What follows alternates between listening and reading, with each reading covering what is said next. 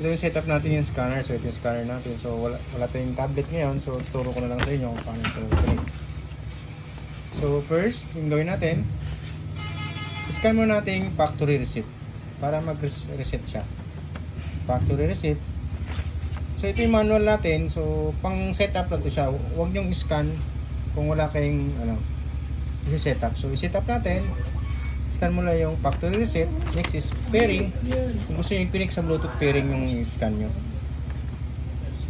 Okay. So pwede nyo i-set dito yung sleep time. Yan. Scan nyo lang yung gusto nyo i-setup sa auto sleep siya 5 minutes. Yan. Scan nyo. Next is i-scan nyo yung ito, induction mode yung magandang scan. Kung auto scan, induction mode kasi kosa siyang namamatay yung ilaw.